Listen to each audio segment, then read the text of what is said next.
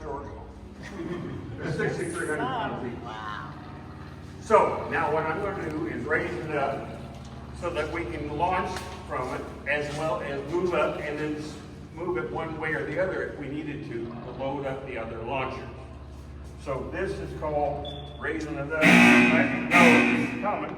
Sorry, I should have worn the little ones, but we're sending it up.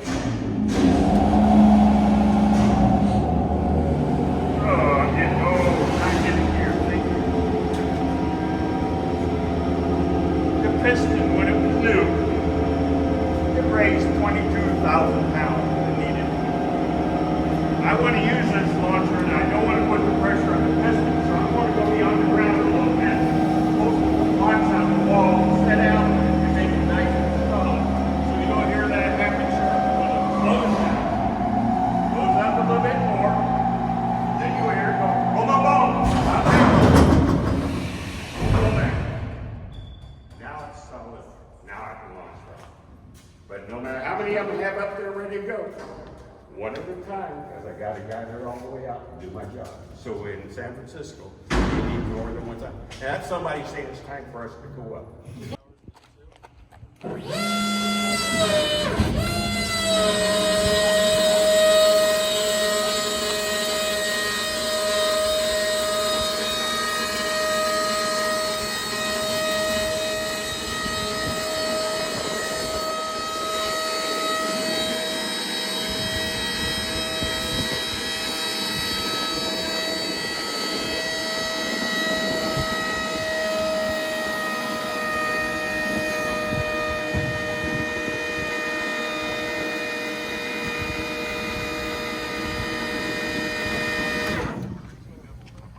Okay, that's the launch position in this one. This is where the hot battery and the 4 missiles up. That's a launcher over there. Follow the rails down. There's 2 more down there. All the saving plugs are full, all red flags are down, except for one. We were within 3 to 5 minutes of firing a missile. No one enters the command missile other than the battery commander when firing. Fire the missile, you have to open up the 2-man authentication safe, like you kind of see on TV. One side of it is officers, believe it or not. The other side is senior enlisted personnel. We didn't have a lot of officers.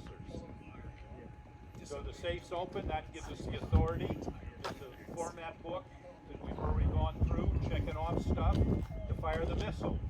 We have a letter from the President of the United States with these pages in the format book are checked off. We're in defense of the U.S. homeland, so we don't have to go find him to fire the missile. There's 4 fire buttons. There's one down underneath there. There's one in the first trailer. Up on the hill, it's shrouded in fog. Most of the radar and the equipment would be up there. 3 out of the 4 or 4 out of the 4 give the okay. You press the fire button, releases command to the old analog computer, fires the missile. When that happens, flames come out of the rear about 300 feet. Sound pressure goes up to 150 decibels. When the rear fins get to the brown bend in the pipe right there, it takes 9/10 of a second. That's when we start to break the sound barrier. We're still attached to the launcher. 3 seconds later, the missile's at 4,000 feet. We're dropping the booster section. Where it says U.S. Army starts up, that's another 10,000 pounds of thrust. That'll bring it up. That can bring it up to 28 miles, 150,000 feet. The missile starts turning, heading towards its target. It goes 100 miles in about 70 seconds. The idea of this missile is it dives down on top of the target. It's made to fly in front of, above its target. This is the last line of defense. First the Navy shot at whatever's out there, then the Air Force, when it gets to us, we will turn loose this missile on it. This missile has a nuclear warhead. More power than Hiroshima, Nagasaki, plus a little more. Everybody goes, why are you going to use a nuclear warhead on a missile? First the Navy shot at whatever's out there. They're using nuclear weapons too, believe it or not. So is the Air Force. When it gets to us, our job is to vaporize it. Because at the time, we don't want San Francisco to disappear, San Rafael, Oakland, San Jose, all in one swell poof. Because they had a bomb on board that was in the the megaton range, 50 megatons, the biggest bomb ever made, nuclear explosion. These were only in kilotons. They're firecrackers by our job. When you came up here, you seen the doors closed and all that stuff, and they're painted black and yellow. There's a reason for it. Yes, we're here. Yes, we have the guards. Yes, we have the guard dogs. There's 3 more guard dogs over there. There's patrolling people. We're a deterrent. This is one of 296 sites throughout the United States. They're ready to do the same thing. Also in Europe and Asia, we also had these missiles. Okay, but it's old technology. It's actually vacuum tubes in the guidance section. There's vacuum tubes in the old analog computer. Okay, but it's good enough, we know, to get a missile 100 miles from here, 96% of the time to hit its target. That's because, being the United States, we like to spend money. There's been 27,500 test fired. It wasn't test firing the missile. It was test firing the group of personnel, officers that enlisted, that have to work together to, the missiles come here apart, we would assemble them here, check them out here, go through all the trouble, arm them, and wait. Then once a year, they'd take the personnel, bring them down to Texas, might bring a missile down there with us, with no warhead, of course, and or go down there and get a missile, assemble it, have all the radar equipment, the computer, make sure all that was working, and actually fire a missile. Okay, that's so because in this area, we're a coastal defense area, this particular area, we have planes coming in from Hawaii. If they're not squawking IFF, we send the Navy out to look at them, or the Air Force, because of a 540-mile-an-hour 707, that's the biggest jets we had at the time.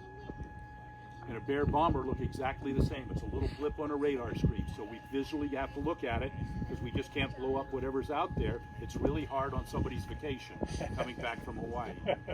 And that never happened, you never read about it or nothing, and it was covered up quite easily. Okay?